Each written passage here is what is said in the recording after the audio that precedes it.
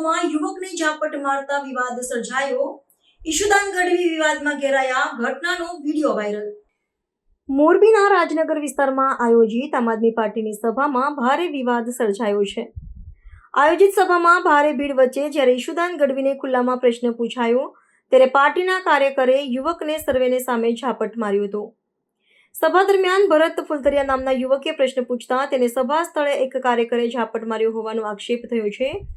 આ સમગ્ર ઘટનાનો વિડીયો સોશિયલ માધ્યમોએ ઝડપથી વાયરલ થતા પ્રજા માટે ચર્ચાનો વિષય બન્યો છે। મેળવાયેલી માહિતી અનુસાર સાધારણ પ્રશ્નને લઈને ઉદ્ભવેલા તણાવમાં ઘરમાં બેઠેલા હાજરોમાં આશ્ચર્ય પ્રસરી ગયું હતું। યુવક ભરત ફુલતરિયાએ મારપીટ અંગે મોરબી એ ડિવિઝન પોલીસ સ્ટેશનમાં ફરિયાદ નોંધાવવા માટે અરજી કરી છે। ઘટનાથી યુવાનોમાં ભારે અસંતુષ્ટિ ફેલાઈ છે અને સામાન્ય જનતાએ આજે વિરોધ નોંધાવ્યો છે। ઈશુદાન ગઢવીએ આ ઘટનાને રાજકીય કાવતરું તરીકે ગણાવી વિરોધ પક્ષ ઉપર આક્ષેપ કર્યો છે।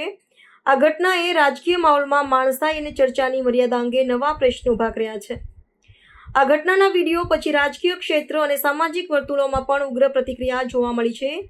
વિપક્ષી પક્ષોએ આઘાત વ્યક્ત કર્યો છે અને જગ્યાએ આમ આદમી પાર્ટી પર જવાબદારીની માંગ કરી છે। અધિકૃત તપાસ બાદ જ પૂરેપૂરા પ્રકારની હકીકત સામે આવશે તેવી શક્તિશાળી ચર્ચા ચાલુ છે। દિલ્હીમાં ગંગા નદી યમુનાનું પાણી ગરી જતું હતું, તમે તો 50 રોડની વાત કરો। દિલ્હીમાં સાંભળો, પછી તમે આખો જવાબ આપી દો।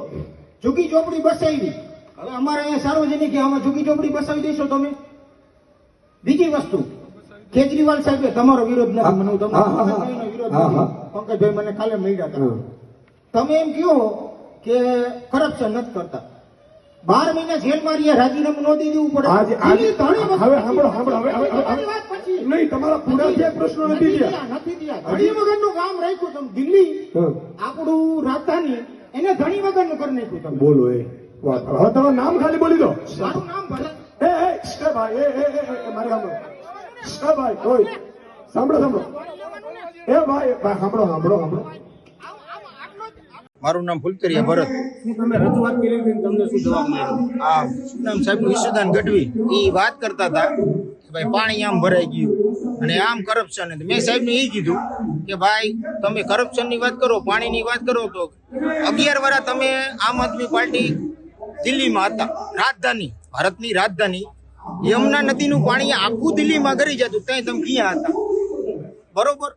હવે એ રામ મંદિર એમ કે રામ આમ હતા ને રાવણ આમ હતા ને ફલાણું, તમે રામ મંદિર બન્યું એનો વિરોધ કરો। ત્યાં અરવિંદ કેજરીવાલ એમ કહેતા હતા કે રામ મંદિર અહીંયા ન બનાવે, અહીંયા અસ્પતાલ બનાવાય, કોલેજ બનાવાય, યુનિવર્સિટી બનાવો, તો તમે રામનું નામ હું કામ લ્યો?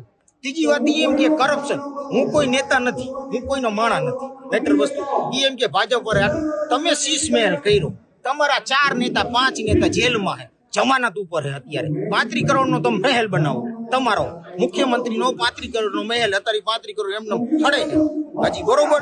એમ મેં એને કીધું, મને એને સાઈડમાં લ્યો ને એનો એક ભાઈ હતો થોડી દાઢી અને 35 ભાઈને હું ઓળખી જાઉં, એને મને ફડાકો માર્યો। આ જ વાત, બીજું કોઈ વાત નહીં। વિરોધ કર્યો એટલે એને મને માર્યું, હવે આજ મને માર્યું, કાલ બીજાને મારશે। હવે એ એમ કહે કે ભાજપ આવી છે તેવી, અમે તમને સવાલ કરી ત્યાં તમે મારી લ્યો, મારવા ઉપર આવી જાવ, તમને મત દઈ શું થાય છે તમારું? તમે માથે બેસો, બરોબર, ત્યાં તમારું શું થાય? તમે ફડાકો માર્યો। ખાલી એક નાનો યુવાન 40 વર્ષનો તમને 2 સવાલ કરે છે, ખાલી સિમ્પલ ને સોબર 2 સવાલ કે તમે 50 રોડની વાત કરો, 50 રોડમાં પાણી ભરાણું, સાચી વાત ભરાણું, બરોબર? તો યમુના નદીમાં 11 વર્ષ પાણી ભરાણું દિલ્હીમાં કરી ગયું, ત્યાં તમે ક્યાં ગયા હતા? બોલો, IPS નો હાથ આમ બાઈને રહી ગયો તો ને એને મારીને ગટરમાં નાલામાં ગાળી દીધો, તેથી તમે ક્યાં ગયા હતા? તમારો નેતા 12 મહિના જેલમાં રહ્યો ને ઇસ્તીફા ન દીધી, ધણી વગરનો, દિલ્હી રહ્યું રાજધાની, ભારત દેશની રાજધાની, 140 કરોડ પબ્લિકની રાજધાની, એમ નામ રહી મુખ્યમંત્રી વગરની, તેથી તમે ક્યાં ગયા હતા?